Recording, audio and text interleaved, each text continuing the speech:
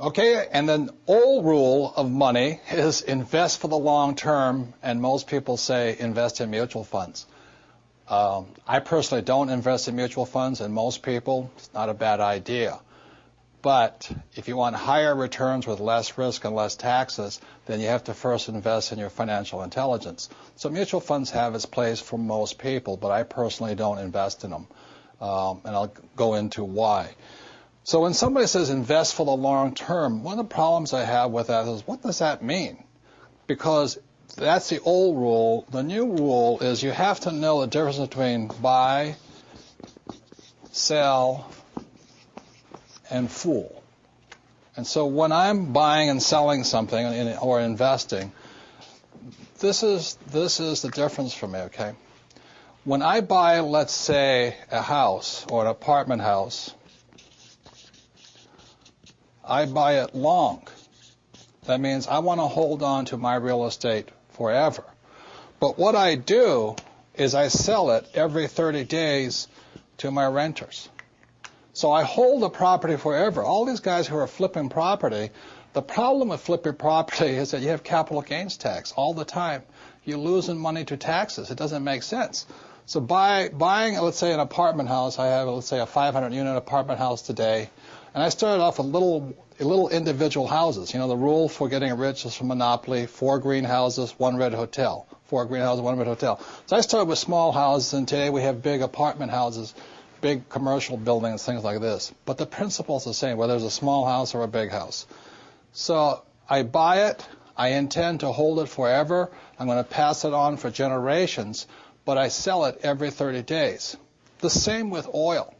The other day I was filling up my gas tank and I got really upset. It cost me $72 to fill my tank of gas. And the reason I was upset, because I was a buyer of gas.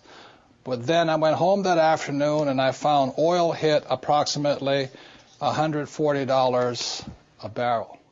So then I was happy again. You see, on one side I was a buyer, which I was unhappy, but as a seller of oil, I was happy. So this is my point here. If you're going to be rich in life, the reason most people are poor is because they're primarily buyers with very little to sell. You know that old advice I talk about financial education: go to school and get a job.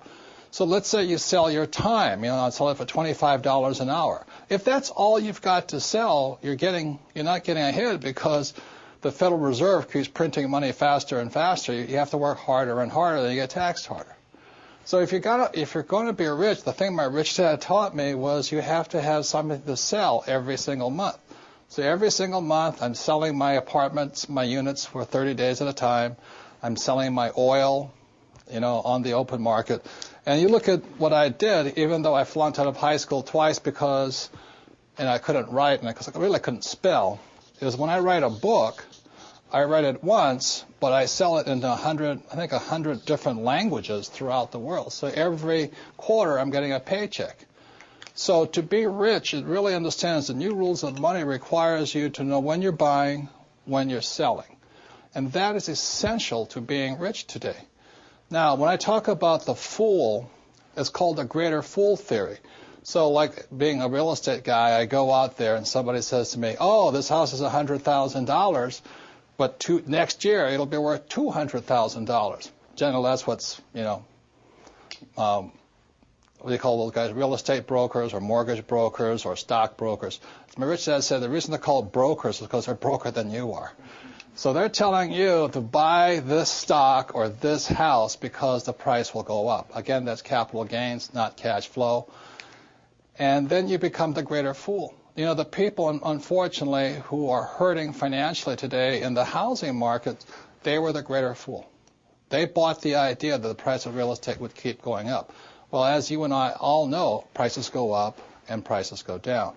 So if you're going to, the new rules of money and the financial intelligence and your financial education requires you to know to be balanced, be both buyer and seller, and not be the greater fool. I say it again. When I fill up with gas, I get angry because I'm a buyer, but I'm happy because I'm also a seller. If you're going to be rich, you should be selling more than you're buying. One last thing is the one reason I really don't care much for mutual funds is because I don't know if you're the buyer, the seller, or the fool, but I'll make that decision. If you're the investor, then you put up 100% of the money, and I think you take 100% of the risk. It doesn't make sense to me. Same as you put money in the bank. And the mutual fund company, they put up 0% of the money, but what they get is 80% of the returns. So this is why I really don't recommend, but it's good for most people. Put your money in a mutual fund and just let it sit there. But what happens is you take 100% of the risk, you only get 20% of the returns, and you put up 100% of the money. That doesn't make sense to me. That's why I like to use debt, good debt as leverage and things like this. But again, this is your greatest asset right here. So I don't just blindly invest for the long term. I don't park my money. And the reason I don't park my money in the bank is because I said in 1971, the U.S. dollar stopped being money and it became a currency. The word currency means current. You must keep your money moving. The people who are losing financially today are people who are parking their money in long-term things like savings account and mutual funds. That's good for the average person. It's good for the average investor. And it's better than nothing. It's better than being poor. But you're not getting ahead with old information or old rules of money.